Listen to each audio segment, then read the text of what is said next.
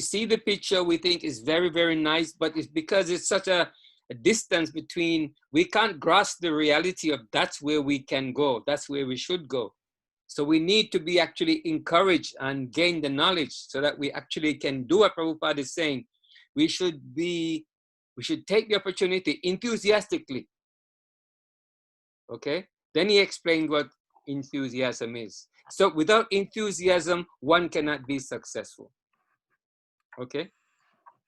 And then you go on straight into Srila Rupa Goswami. Srila Rupa Goswami, you know the 6 Goswamis, but Srila Rupa Goswami is very significant because we heard in the last class, he was taught for 10 days by Sri Chaitanya Mahaprabhu. 10 days consecutively, he was taught about devotional service. So let's hear what he says about devotional service. He knows. So in that Srimad Rupa Goswami, in Nectar of Instruction, he tells, text 3, Utsaha Nischaya Deryat, Tat Kama Pravatana, Sangatyaga Satovrite, Shabde Bhakti Prasidyati. What does that mean? It says there are 6 principles favorable for the execution of pure devotional service. Can anybody remember the difference between pure devotional service and devotional service or religious activity? Gave a distinction. It was a comparison I made. There are some very big devotees who were going to Himalayas and doing tapasya. Or they didn't go to Himalayas, but they were actually thinking about the Lord. Kansa was always thinking about the Lord. Ravan was always thinking about the Lord. He did so many tapasya. Hiranyakashipu. But that's not pure devotional service.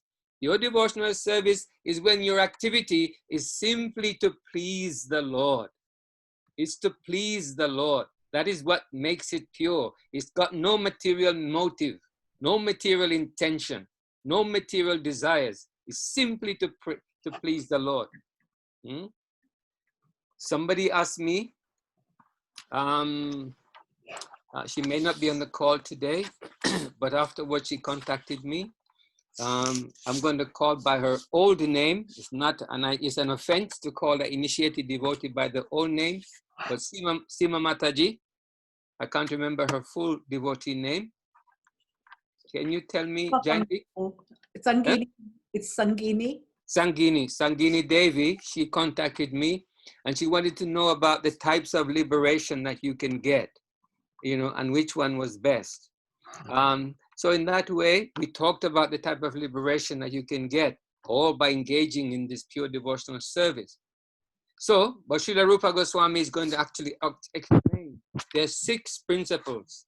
And the first one is called being enthusiastic. I want to stay with this for a little bit because I want it to stick in our minds. I'm going to ask you questions, and please, I'd like you to respond with me. Being enthusiastic, what does that mean?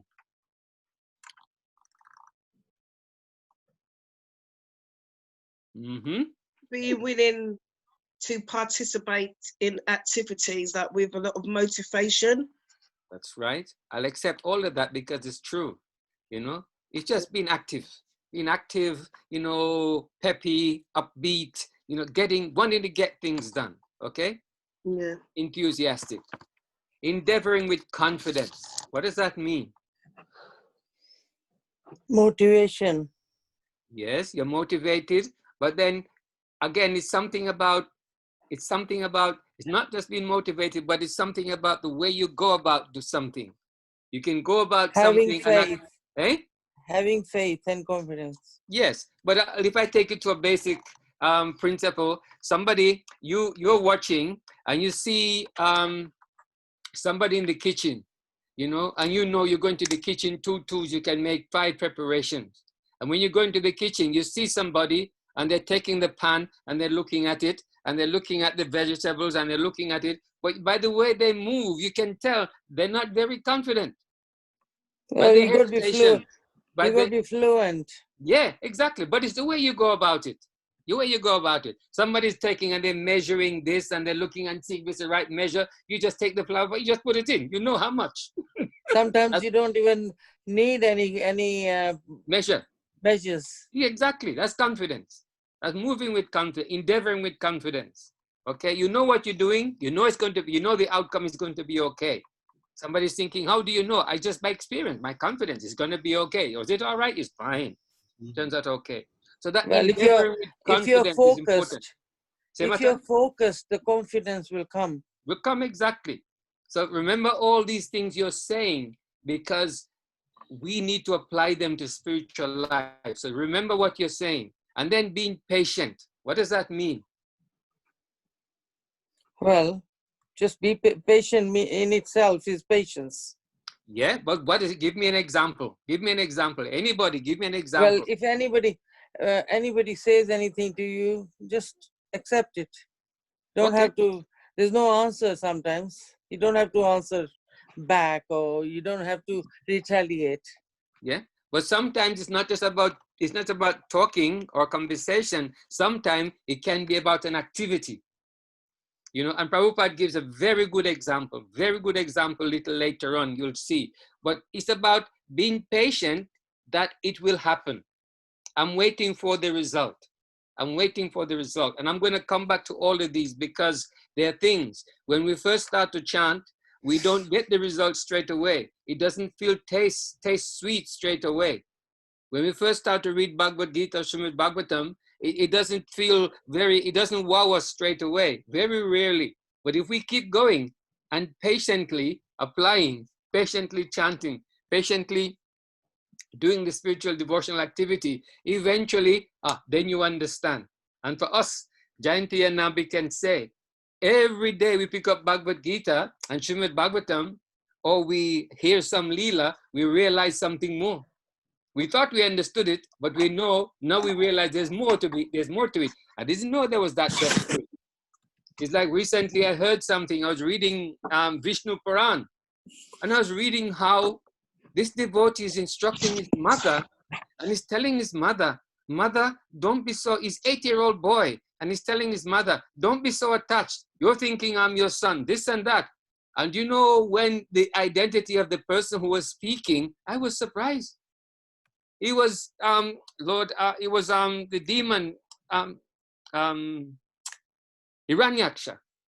Hiranyaksha, before he actually went and did tapasya and then did all the havoc, he was, as a small boy, he was very devotional, full of knowledge, speaking to his mother, such wonderful philosophy. That was surprising for me. I didn't even know that he had he produced any shastras like that.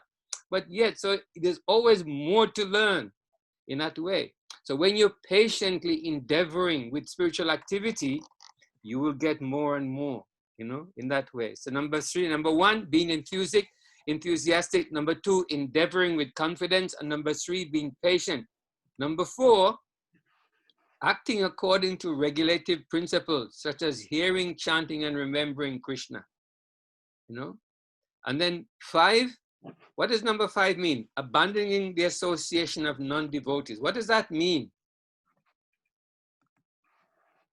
Can somebody tell me in your own interpretation?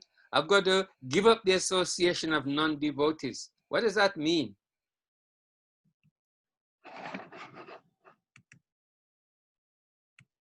Yes, please, somebody tell me.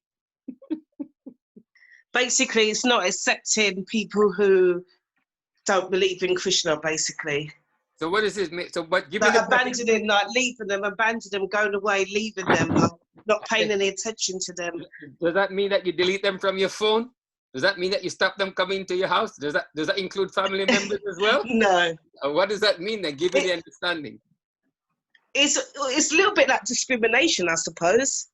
It's like me saying, I don't want to speak to a Jehovah's Witness because he don't believe in the same religion as me or something. Okay. It may sound that crude. It's really not that crude. Because when you associate with devotees, then you get to understand the meaning. If you hear it like that, if you see it, it may sound, it's literally like that. I've got to drop all these people out of my contact list. I've got to actually stop those family members coming to my house. I'm definitely not going to their house because they don't believe in Krishna, or they eat meat and fish and eggs and onion and garlic. It's not like that. It's not like that. You do actually have to stand your ground with them. And then you actually show that, no, I don't do these activities anymore.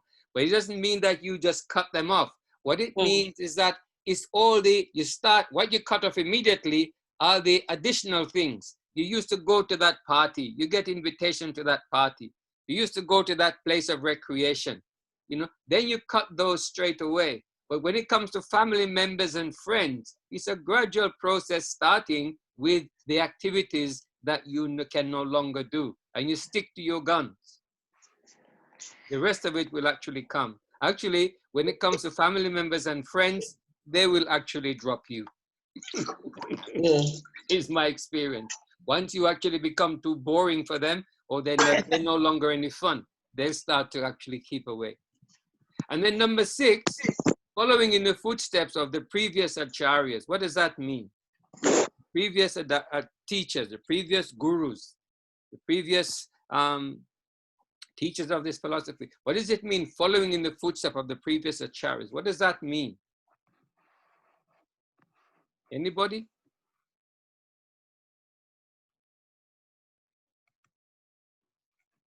Okay, you're all Just silent. following the person who was like a good example previously. Yes, because this knowledge is, we talked about it, this knowledge is pure. Maybe it's a Friday class, we talked about it. Where spiritual knowledge come from? Vedas. The Vedas is pure, it's coming straight from Krishna. So therefore, there's nothing speculative about it.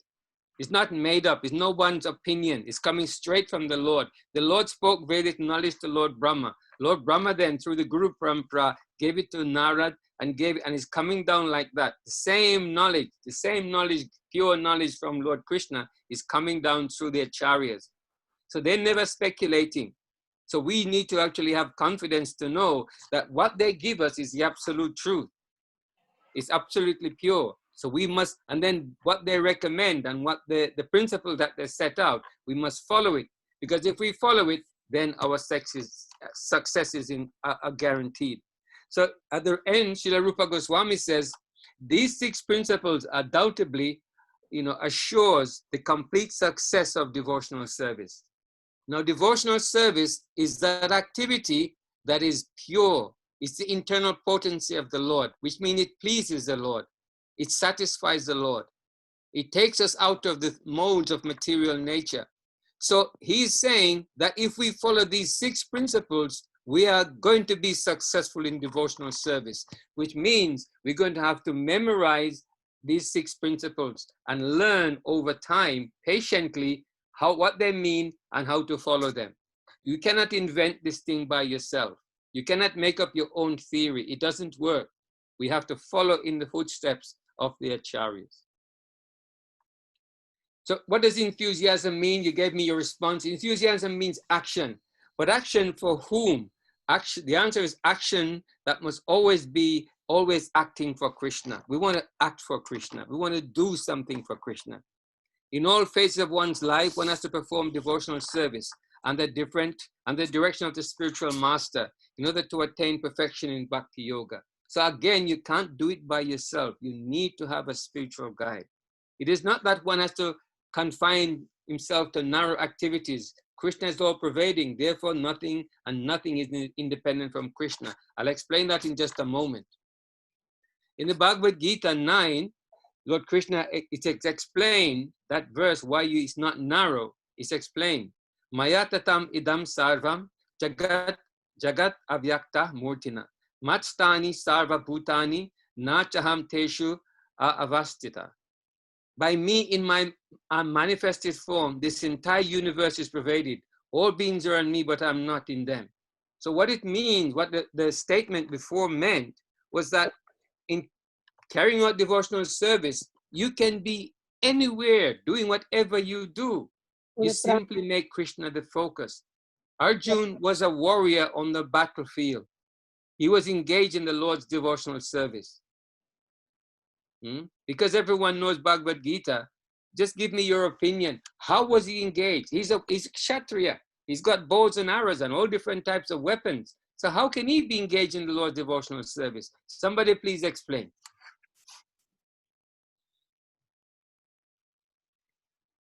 He was engaged in devotional service. So how was he engaged in devotional service? Somebody tell me. But he's a warrior and he's on the battlefield.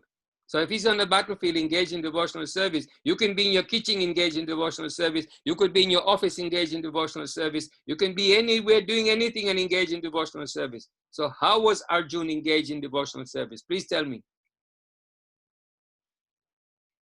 It's not a trick question. I just want to know your opinion. I'm deliberately asking you questions to make you think. He was Mentally. fighting for dharma. Yes? That's He- why he Yes. was, Go on, yeah. Mataji. Go on. and he was listening Krishna what he is. Yeah. Okay. Thank you so much. And is it Sam? You want to say something, Sam? Mentally, he was also engaged.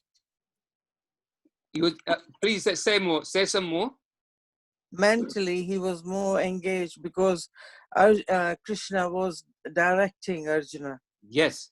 So his activity, although the activity is fighting, he was not fighting according to what his imagination was or his desires. He was fighting on the instruction of Lord Krishna. Yeah. It's a very important point. I've said many times that this Krishna consciousness movement, this was offered, this understanding and clarity was offered by Sri Chaitanya Mahaprabhu. He says, stay in your position. Don't have to artificially become, because previously to join spiritual life, you have to leave home and go to a temple, or you have to actually become very rigid. You know, you have to be a brahmachari, then you have to be like, but Lord Chaitanya Mahaprabhu said, this is Kali Yuga. And this devotional service is so powerful. Stay where you are in your position, but engage in devotional service. Make your mind and your activity to please Krishna. Very important. No one need to give up your job. You have to stay where you are, but do it for Krishna. Learn how to please Krishna. Very important point. Okay? Then Srila Prabhupada goes on. Endeavors executed with intelligence in Krishna consciousness is called utsahan or enthusiasm. The devotee finds a correct means by which everything can be utilized in the service of the Lord.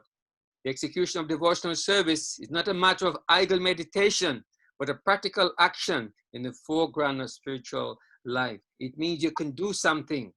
You know, they can do something. I don't know about Nabi and Jayanti, but I know when I was in Coventry, when their South London temple was starting roughly the same time, and I really don't know which one came before, but I remember my first duty I used to do it on a Saturday in preparation for the Sunday program. The temple was not very well established and wasn't well decorated. So we had these sheets that we put on the floor. And I would, from the Sunday program, I would take the sheets, or if I didn't take it on the Sunday, I'd come back in the week and I'd take them. But by Saturday, all the sheets, I'd take them to the laundrette. I get all the sheets washed and they'd be ready for the Sunday program. That was my very first service in the temple, but I faithfully did it. And I did it for a long time. And then gradually your service grows and then you do other things and you do other things. But actually, that wasn't even actually the first service. The first service was actually DIY. Putting new roof and various other things. So in that way, it's not just idle meditation. Devotional service has got a practical application. Practical application. I know so many devotees who, what they would do, because our temple in South London was not a very big temple, what they would do, they would say, okay, we want to offer sweets to Gaur Nitai. So they would make a batch of sweets very nicely. They would bring to the temple. They said, no, this not been offered. It's got a week supply, whether there be, burfis or ladus, whatever. And they say, yeah, this is for Gaur Nitai. You offer every day for Gaur Nitai. That way, devotional service can a variety of ways, but it's active. It's an active thing to do, Yes.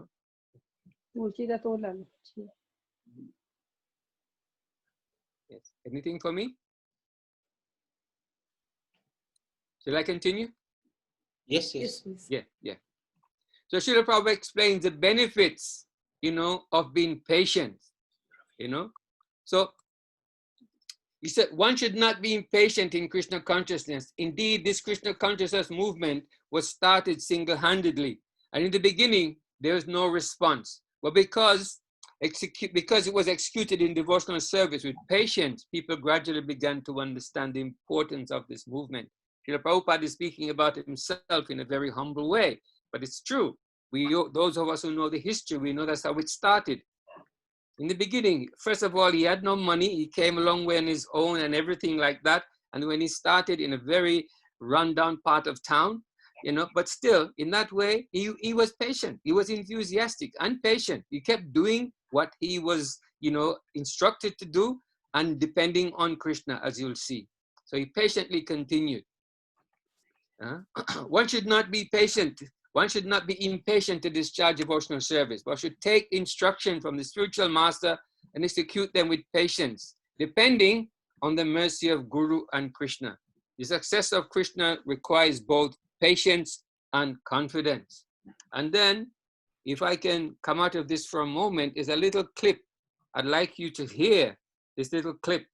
It's so nice. If we can actually, if I can get it to play. Srila Prabhupada is speaking. He was talking with his deity. Krishna, just like Madan Mohan. He was talking with Sanatana Goswami. Madan Mohan, Sanatana Goswami at that time had no temple. He was hanging his deity on the tree.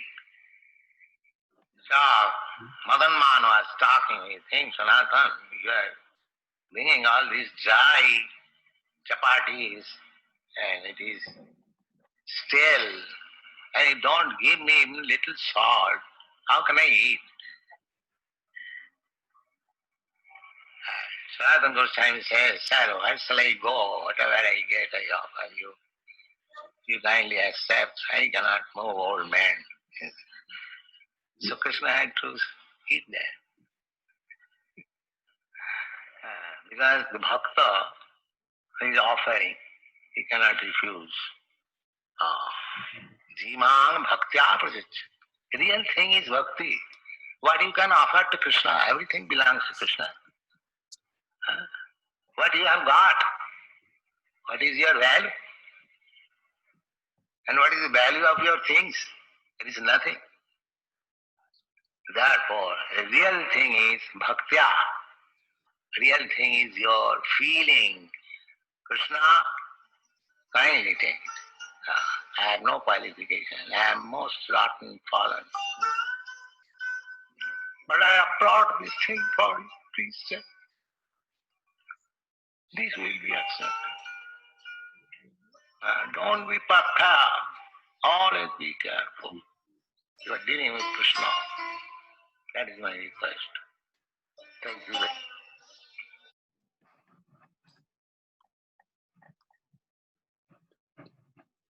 I don't know where my presentation is gone.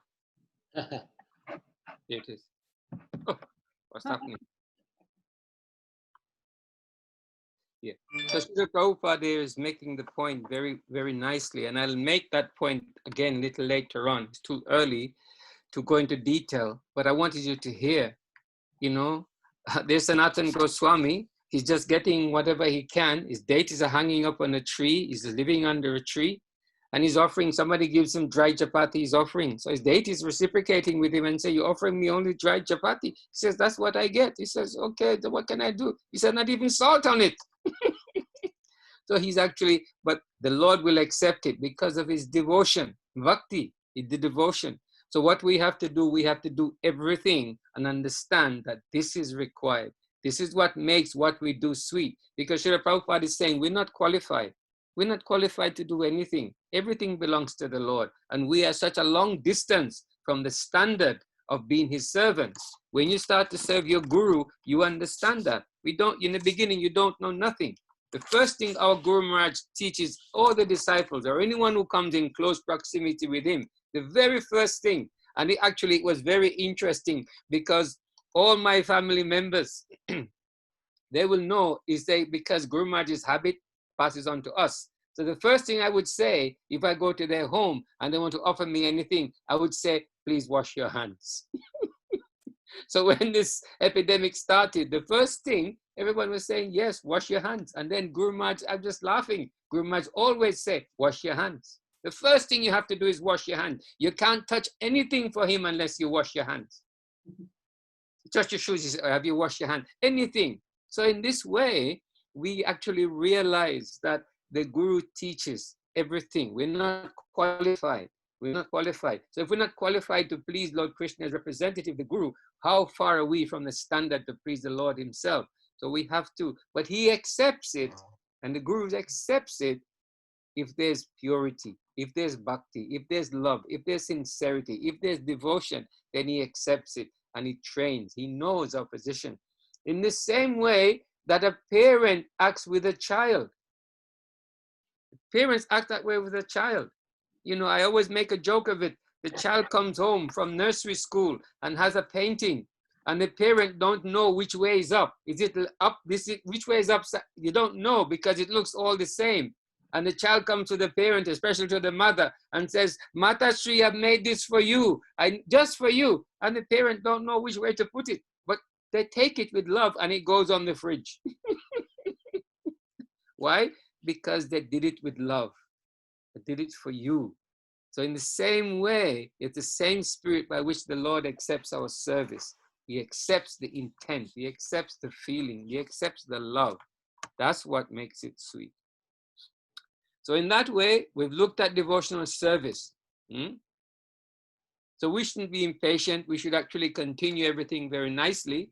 So Srila Prabhupada is saying, devotional service means one has to become confident. The devotee thinks that Krishna will protect him. Whatever he's doing, he will be protected by the Lord in that way. That is how to discharge devotional service. But he also explained, and this will be the part of the next class, in this devotional service, there are stumbling blocks along the way. There will be stumbling blocks in the path of devotional service. But Srila Prabhupada explains, and Rupa Goswami explains what the main stumbling blocks are. You know, so we have to actually pay attention to that. And Srila Prabhupada says, basically, the main stumbling blocks that the devotee is going to face in carrying out and discharging devotional service is that he or she is not enthusiastically trying to do these four things. This is the first big block that you'll find. There's four regulative principles. Somebody tell me what they are. They're on the screen, but somebody explain what they are. Anybody? The four regulative principles is all written. I just want, rather than me read it, somebody else read it for me. These are the first four blocks. They will become big. You can't eat meat. You can't gamble. You can't drink. Yes. That means you have to be pure. That's right. Very important. So when you look at this, the road of devotional service, and we talked about where that road is leading back home to the spiritual world. But that's a big block. You can't go around it. You can't go over it. You can't go under it. It's blocking. We're going to be blocked. But to be blocked, these are the things that will block you. We have to realize that these things, if we continue these four activities, then we are going to be, our path, our way home is going to be blocked. So we have to find a way to give up these four things. No eating of meat, fish and eggs, including onion and garlic, no gambling, no intoxication, no alcohol, and no illicit sex. You know? So in that way, these four activities, and actually I will, in another class, I will actually go deeper and let you know, because a question could be asked, why is it that these four things are so important? Why not other things? But these four things are important for a reason, and it's all linked up. So I may not have time. Can I ask a question, please? Yes, please, David. Why no onion or garlic? Can you explain that for me, please? Okay. Then what I have to do in one of these classes, I'll talk about the three modes of material nature. There's goodness, there's passion, and there's ignorance. And everything conforms to these three modes. okay, Mhm. including foods. So onion and garlic are in, but before I tell you about that, where devotee wants to be, the devotee wants to be in the mode of goodness. In the mode of goodness is where you can control your emotions and you're functioning at a very nice balanced level. In the mode of passion, actually, that's where, and then onion and garlic, alcohol, all these things, they stimulate the mode of passion, okay? And then the mode of ignorance, well, that's when you come down to the meat and various other things. So we don't put onion and garlic because they create and stimulate the mode of passion. Oh, okay. Yeah. All right, And thank you. our Guru Maharaj used to say, and Bhagavad Gita, it explains the three modes of material nature. You have to get out of the mode of ignorance. There's no option. You have to get out of the mode of ignorance.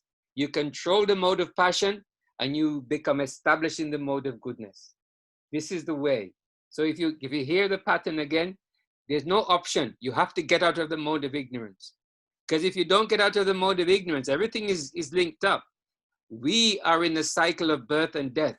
8,400,000 types of bodies we can get. Okay? And if you leave your body in the mode of ignorance, you continue in the cycle of, even though you're in a human body, you fall off the human platform and you join this 8,400,000 cycle again. And who knows how long it will take you to get another human body. So you don't want to stay in the mode of ignorance, because the mode of ignorance means you're going to stay definitely in the cycle of repeated birth and death. So you want to get out of the mode of ignorance. You want to establish yourself in the mode, control the mode of passion. Not establish yourself there, control it. So how are you going to control the mode of passion if you're drinking, if you're taking all these intoxicants? You can't. You have to control that and then establish yourself in the mode of goodness. Establishing yourself in the mode of goodness means that you're on the human platform. Now you can be responsible. Now you can follow rules. Now you can follow regulations. Now you can start to actually look at the way the path leads to go home. Because don't forget, we don't belong here. This isn't our home. We are on a journey and we have to keep the destination in mind. It's going home. So we have to get out of the mode of ignorance, control the mode of passion, and establish ourselves in the mode of goodness. If we can do that, then there's every chance that and everything is given for us to do that. That's why these 4 regulative principles are there. It's given for us to do that. Otherwise, we'll just become lost. We stay lost. We're lost and we stay lost. And then we're perpetually going around and can't get out. In the previous class, Chaitanya Mahaprabhu was saying how long we have been wandering in this material universe, vast universe. And it's a good fortune. It's a great good fortune that somehow in all the vastness of universe, you now come to the point where you're hearing this. We are hearing this. It's a great good fortune. We have to grasp it with both hands and see it like that. Okay. Next class, I will talk about the mind. Because I can see how, and I know how I was in the beginning, although many things happen to devotees in different ways. So I didn't have to be forced to give up meat. I didn't have any battle with it. It was a natural thing before I even met the devotees in ISKCON. But that's not always the case. There's always something that we'll struggle with. But it's the mind. All these things are taking place in the mind. So we'll talk about the mind. But we also talked about the mind. And in Bhagavad Gita, it tells you the mind can be your... Anybody finish it off? Best It friend. can be your best friend or your Worst news. worst Enemy. enemy. So we have to understand a lot of things are just in the mind. And when we put things in perspective, there's no problem anymore. Once we convince our minds about these things. So the onion and garlic is like that. That's the hardest thing in life. That again? That's the hardest thing in life. For you to give up. No, mind controlling. Right, it is. But there's a way. Lord Krishna tells Arjuna, I don't know the slok. Arjuna is saying, I can't do these things. It seems so impossible. It's like controlling the wind, Arjuna is saying. But Lord Krishna tells him, yes, it is undoubtedly difficult, but it can be done by suitable practice. By suitable practice, it can be done. So there's a way. The acharyas know the way. So we can also learn the way, what to do. And these principles, these 6 principles are teaching us. These regulative principles are teaching us. They're all designed to help us to control the mind, you know? But before you can control the mind, you have to control the most voracious, one of our senses is what? The most voracious sense is the tongue. The tongue has to be controlled. And then the genitals, you know, in that way. So there's many things that will help us to control. Many things are connected, interconnected. We see them separately, but they're interconnected. If you cannot control your tongue, if you cannot control your genitals, if you cannot control these things, then you will not be able to control the mind. If you artificially try to control the mind just to say, okay, I'm just going to use willpower, it doesn't work. 1 minute, half an hour, 1 hour, 1 day, then you go back to where you were. You have to do it in a connected way. You have to see the process. And the devotees, the acharyas know the process. So we have to follow the process. And our job as speakers, you know, Nabi Jayanti, the other devotees who are preaching, our job is to outline the process and to help you to see the process so you can start to practice it patiently to get the result. So I'm going to stop there. This is a fussy slide, but the only thing I wanted to show on this slide is too fussy, too much detail. But along with the 4 regulative principles, it's all connected up, as I said before. Along with doing these things, not doing them, okay?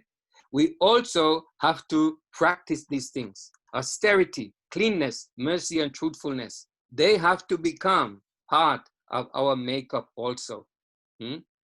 If we put these things together, then we stand a very, very good chance of being able to practice those 6 principles of devotional service, which will make our lives really, truly successful.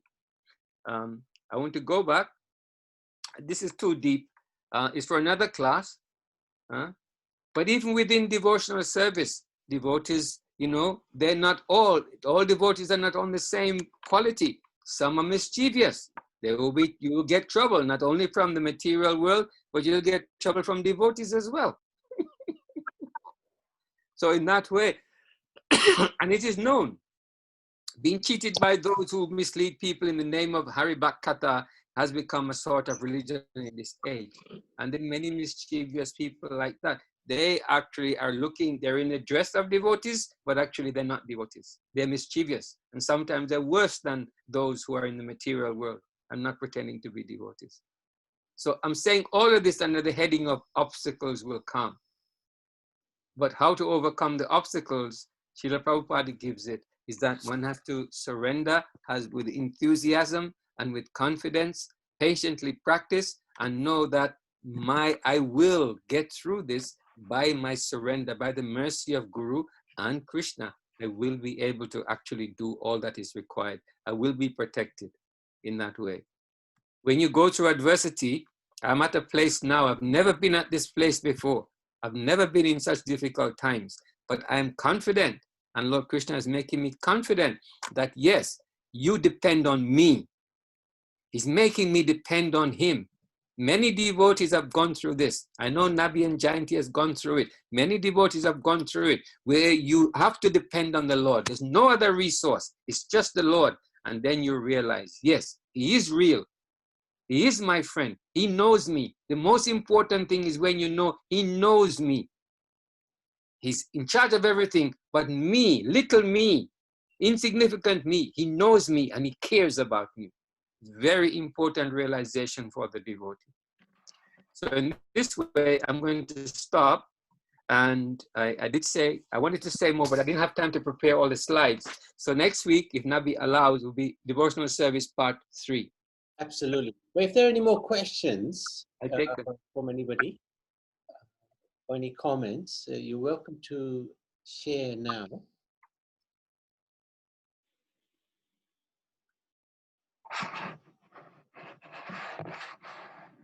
And as I've said before, oh, sorry, Nabi, I'm doing wrong things. I should have given you the screen back to share. So stop share. Yeah, good. Okay, right, okay. Good. Thank you. The question doesn't have to be just about the class. The question could be about any aspect of spiritual life. I'll be happy to take them because that's how the process works. It could be about the class. It could be about something else, you know, to do with spiritual life. And you never think your question is too simple.